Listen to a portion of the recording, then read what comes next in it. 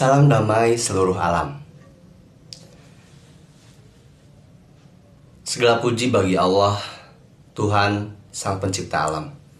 Kepadanyalah kita memohon, memuji, dan meminta pertolongan, serta ampunan, dan juga hidayah. Hanya dialah tempat kita mengadu dan memohon perlindungan dari kejahatan, nafsu, dan juga amal keburukan kita sendiri. Barang siapa yang diberikan hidayah oleh Allah Subhanahu wa Ta'ala, maka tidak ada satupun yang mampu menyesatkan orang tersebut. Dan sebaliknya,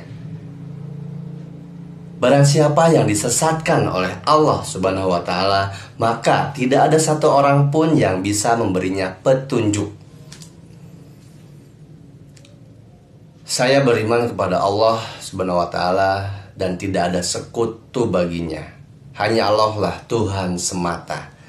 Dan Muhammad Rasulullah Shallallahu Alaihi Wasallam adalah utusan dan Rasul Allah. Teman-temanku, saudara sebangsa dan setanah air, video ini saya buat full, penuh, lengkap. Jadi saya menghimbau kepada semua saudara-saudaraku sebangsa dan setanah air untuk menonton video ini dari awal sampai akhir dengan lengkap, dengan ketenangan jiwa, batin, kedewasaan pikiran, dan hati yang damai. Saya tidak menyarankan dan jangan kalian menonton video ini jika kuota internet Anda terbatas. Apalagi Anda hanya menyewa internet di warnet per jam. Jangan. Karena ujungnya ketika Anda habis kuota, jam sewa warnet Anda habis, sedangkan video ini masih panjang dan Anda belum mendapatkan apa yang Anda inginkan, maka ujungnya Anda akan emosi, akan nafsu. Jangan memotong-motong bagian per bagian perkataan saya di video ini.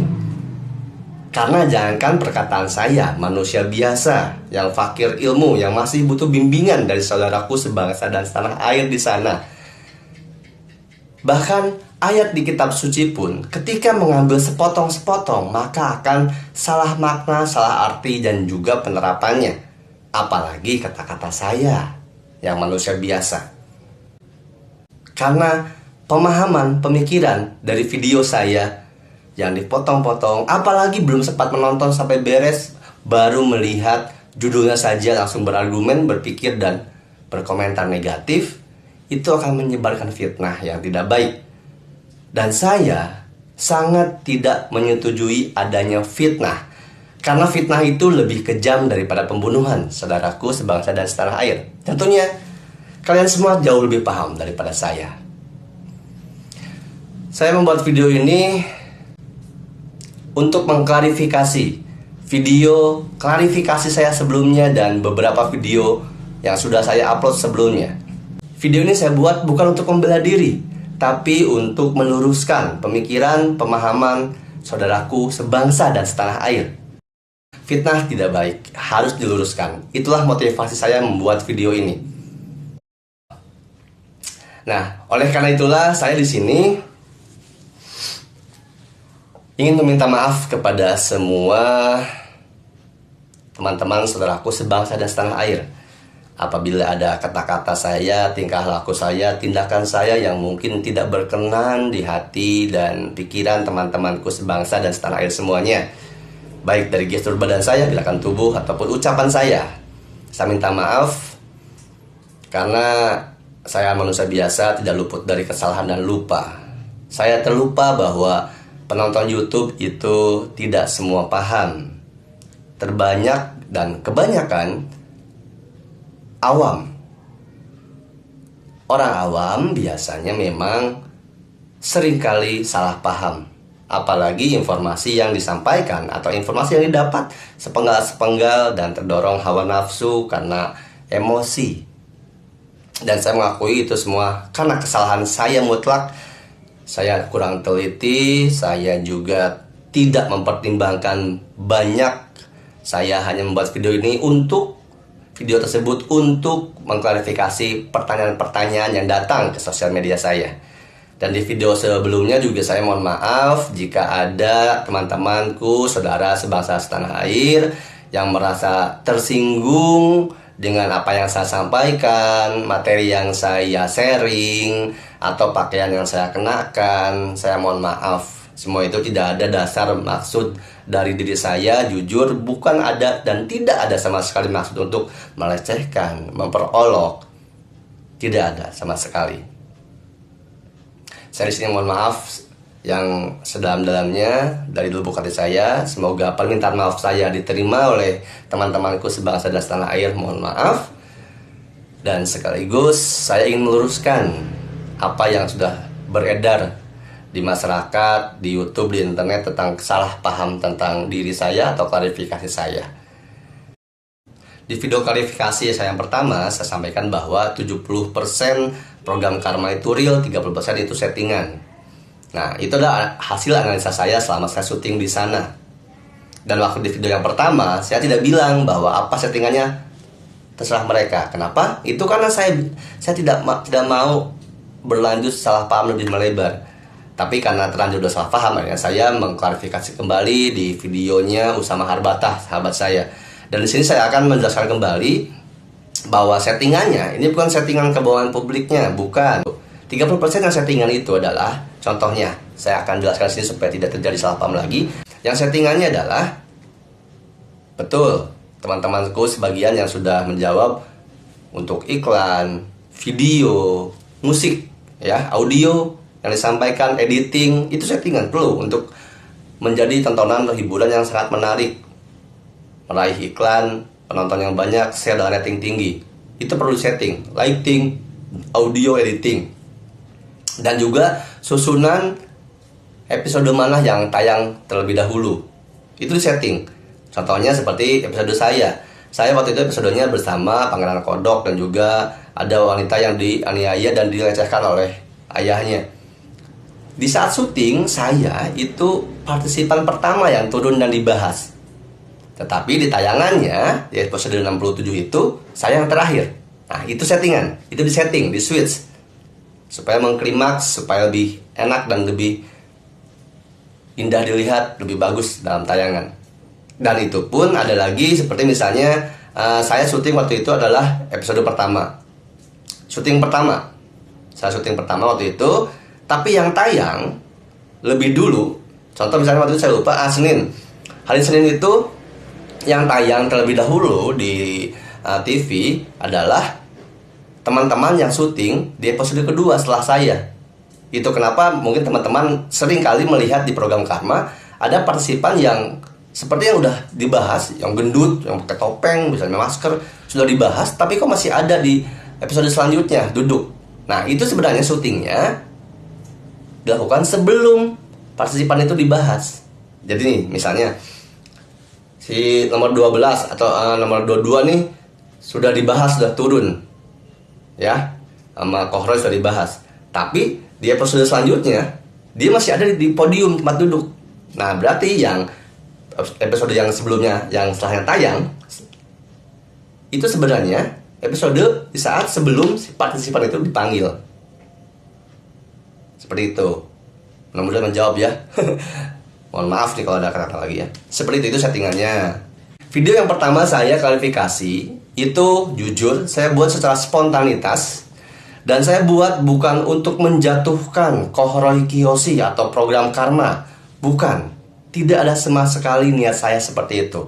Saya membuat video itu atas landasan banyak masuknya DM ke Instagram saya, inbox ke Facebook saya, dan juga WhatsApp dari teman-teman saya yang menyatakan ingin tahu, menanyakan kelengkapan lebih jelas bagaimana program Karma tersebut. Apa yang saya sampaikan di program tersebut benar atau tidak? Apakah program Karma itu settingan ataupun tidak? Dan jujur, teman-temanku, saudara sebangsa dan setanah air, setelah saya syuting program Karma, saya oleh produser Antv langsung dihadapkan kepada salah satu jurnalis dari tabloid Bintang. Beliau juga yang mengklarifikasi tentang program Karma benar atau settingan. Yang diklarifikasi, yang diwawancara itu selain Kohroy Kiyoshi juga Robby Purba dan juga saya. Beritanya sudah ada di internet kalau teman-teman saudaraku sebangsa dan setanah air mau melihatnya. Di tabloid pun sudah dicetak, namun mungkin sekarang sudah tidak ada karena terbitnya sudah lewat beberapa minggu yang lalu. Saya pun sudah menjelaskan kepada jurnalis tentang apakah program karma itu real ataupun settingan. Saya sudah jelaskan dan penjelasan saya juga sudah ada dimuat di kolom internet, di Google juga sudah ada, di YouTube juga sudah ada, bahwa saya bilang program karma itu real. Tapi tidak semuanya real. Dan pengalaman saya itu real.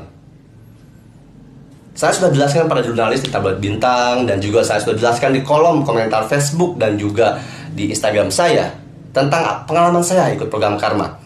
Tapi itu tidak cukup untuk memenuhi apa yang dimau oleh teman-temanku sebangsa dan setanah air yang meng-WhatsApp ke saya, yang meng-DM, yang juga meng-inbox ke Facebook saya. Akhirnya suatu hari, suatu malam saya sedang bertemu dengan teman-teman, dan itu di sebuah depot kopi, tepatnya di daerah Lebak Bulus. Itu kenapa tempatnya berisik? Karena saya tidak sama sekali niat untuk membuat video klarifikasi. Itu semua dibuat secara spontanitas, banyaknya pertanyaan-pertanyaan yang masuk. Akhirnya saya merasa perlu membuat video klarifikasi. Dan kalau teman-teman, saudaraku sebangsa setanah air lihat di video itu, saya seringkali tunduk ke bawah. Itu bukan baca skrip, teman-teman. Tapi itu saya baca handphone, saya tulis list apa saja yang harus saya omongkan, apa saja yang saya harus bicarakan. Dan itu semua set list itu berdasarkan pertanyaan-pertanyaan dari teman-teman yang masuk ke DM dan inbox sosial media saya. Mereka sedang bertanya apakah itu settingan atau tidak, karena mereka sering melihat saya di acara TV. Itu kenapa saya bilang di awal bahwa saya memang terjun di dunia entertainment dari tahun 2010. Itu saya menjawab pertanyaan, bukan saya mengagulkan atau promosi diri. Siapa saya? Bukan. Kenapa saya menyebutkan siapa saya? Karena pertanyaannya mereka meragukan program karma, karena saya sering tampil di program TV. Saya sampaikan bahwa saya memang dari dulu, 2010 sudah masuk di program TV, reality show dan sebagainya. Memang sebagai talent, dan saya dibayar untuk talent tersebut. Dan jujur, di karma pun saya dibayar. Tapi bukan dibayar atas dasar untuk membuat cerita, mengarang cerita, membohongi publik, bukan. Saya dibayar di situ atas dasar jerih payah saya meluangkan waktu untuk hadir syuting di studio. Dan itu sudah biasa, sudah lumrah di dalam dunia syuting. Itu yang dibayar. Tapi semuanya yang saya sampaikan itu benar adanya. Dan kesaksian saya, pengakuan saya di video klarifikasi sebelumnya, banyak juga yang menyangka bahwa saya bohong, saya ingin menjatuhkan Roy Kiyoshi, saya macam-macam lah ya. Tidak apa-apa. Tidak apa-apa. Karena setiap manusia berhak memiliki kesimpulan pemikiran dari setiap informasi yang dia dapat sesuai dengan apa yang dia pikirkan, apa yang dia rasakan, dan ilmu pengetahuan yang dia miliki. Tidak apa-apa. Yang pasti di sini saya menegaskan kembali bahwa tonton kembali ulang video saya sebelumnya dengan ketenangan hati, kedamaian hati, kedewasaan pikiran, bahwa sesungguhnya kalau teman-teman sebangsa dan setanah air perhatikan, menyimak dengan baik video saya sebelumnya, tidak ada indikasi apapun dalam hati saya atau ucapan saya ingin menjatuhkan Roy Kiyoshi atau program karma. Tidak. Justru saya memang berterima kasih karena program karma saya menjadi dapat dikenal beberapa orang yang tidak kenal saya, pegawai minimarket menegur saya. Saya berterima kasih pada program karma. Saya bukan bermaksud untuk membicarakan Roy Kiyoshi, Roy Kiyoshi di belakang, menjelek-jelekan program karma. Saya menjadi orang yang tidak tahu terima kasih kalau begitu. Tidak, bukan seperti itu, teman-temanku, sahabat dan saudaraku sebangsa dan setanah air. Oleh karenanya saya merasa perlu untuk meluruskan semua fitnah yang sudah jauh beredar di masyarakat, di kalian semua. Karena kebanyakan beberapa yang nonton hanya nonton sebagian, banyaknya membaca komen. Jadi pikiran dan hatinya sudah terpengaruh oleh komen-komen negatif. Malah ada juga yang tidak menonton, hanya melihat dan membaca judul, langsung berkomentar negatif, mengikuti komentar negatif yang sudah ada. Itu tidak baik. Ujungnya menjadi fitnah. Fitnah lebih kejam daripada pembunuhan. Ingat itu. Lalu kenapa kalau memang apa yang diungkapkan Kohoroi Kiyoshi di Karma itu tidak benar semua mengenai istri gaib saya, kenapa saya tidak menyangkalnya langsung pada saat di program? Saya nyatakan dengan jujur teman-teman semua bahwa hal itu tidak saya lakukan karena benar jujur saya menghormati Kohoroi Kiyoshi di program tersebut dan juga orang-orang Antv, produser, kru dan sebagainya. Saya menghargai program Antv tersebut yang sedang ratingnya tinggi dan ditonton orang banyak. Dan ternyata apa yang saya lakukan tidak menyangkalnya langsung secara ucapan itu salah. Malah menimbulkan perdebatan dan ujungnya efek negatif kepada diri saya. Karena beberapa orang percaya bahwa saya memiliki istri gaib yang galak dan bisa mencekik. Padahal itu tidak. Saya di video tersebut, di tayangan Karma, memang tidak menyangkal secara ucapan. Karena takutnya kalau ucapan bisa salah makna, seperti video klarifikasi saya sebelumnya. Itulah kenapa untuk teman-teman saudaraku sebangsa dan setanah air yang menonton video Karma episode saya 67 secara gamblang, menyimak dengan baik, melihat sampai tuntas, di ending saya mentransfer energi ke Kohoroi Kiyoshi. Itu kenapa? Alasannya adalah saya ingin membuktikan kepada Kohoroi Kiyoshi bahwa penglihatannya itu tidak benar, tidak tepat, dan itu tidak apa-apa, wajar karena sesama manusia. Saya mentransfer energi untuk memastikan, memberitahukan bahwa energi saya dan energi yang mengaku istri saya ini positif. Dan kalau teman-teman saudaraku sebangsa dan setanah air praktikan, ketika saya sudah mentransfer energi, Kohoroi wajahnya semakin fresh, semakin segar. Dan dia pun bilang bahwa energi yang sangat positif. Coba tonton kembali. Dan itu semua saya lakukan bukan untuk menantang Roy Kiyoshi. Bukan, maaf, sama sekali bukan. Bukan untuk menguji, mengetes. Astagfirullah, bukan. Amit-amit jabang bayi. Saya tidak bukan seperti itu. Justru saya ingin membuktikan bahwa energi saya positif, transfer ke Kohoroi Kiyoshi. Karena saya pun selain itu melihat bahwa Kohoroi Kiyoshi, dia akan datang bahwa dia akan jatuh sakit. Dan ternyata itu benar. Tapi ya sudahlah, itu yang sudah terjadi dan lewat. Yang akan saya luruskan kembali di sini adalah mengenai istri gaib. Ini yang paling kacau, paling kacau fitnahnya ya beredar. Saya luruskan kembali dan saya tegaskan bahwa sosok gaib, wanita gaib yang mengaku istri saya, dia menyatakan bahwa energi suaminya di masa lalu, berjuta-juta tahun yang lalu, itu masuk ke saya. Jadi, sosok gaib ini bukan menganggap saya suaminya, tapi energi suaminya di masa lalu, berjuta-juta tahun yang lalu, masuk ke saya. Itulah kenapa dia mengaku istri saya. Bukan sayanya, tapi energi yang ada di dalam badan saya. Seperti itu. Sampai sini cukup jelas, paham ya? Jadi di antara kami berdua, saya dan yang mengaku istri gaib saya, tidak ada sama sekali pernikahan. Sekali lagi, tidak ada pernikahan di antara kami berdua. Tidak ada pernikahan. Tidak ada mas kawin, tidak ada ijab kabul, tidak ada wali nikah. Karena tidak ada pernikahan. Dia mengaku istri saya atas dasar energi suaminya di masa lalu, berjuta-juta tahun yang lalu, masuk ke saya. Jadi energi yang di saya adalah suaminya, bukan diri sayanya.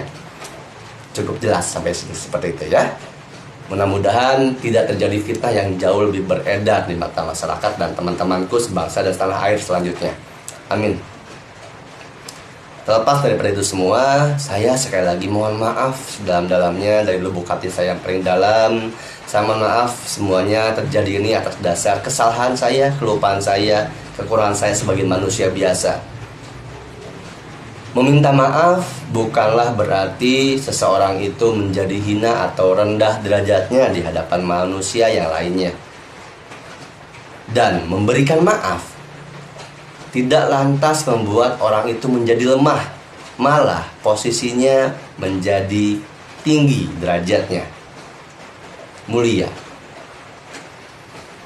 Sekali lagi saya mohon maaf dengan kerendahan hati saya.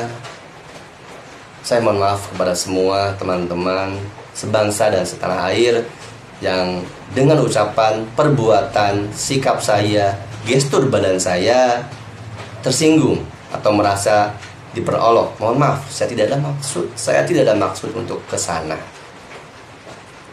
Dan saya kembali lagi saya meluruskan bahwa beberapa teman-teman sebangsa dan tanah air tidak percaya apa yang saya ucapkan tentang pengakuan gaib saya. Tidak apa-apa, karena saya pun di setiap video saya menegaskan bahwa ini saya hanya berbagi, sharing, tidak untuk dipercayai, tidak untuk diimani. Jangan, saya suka bilang seperti itu dalam setiap video.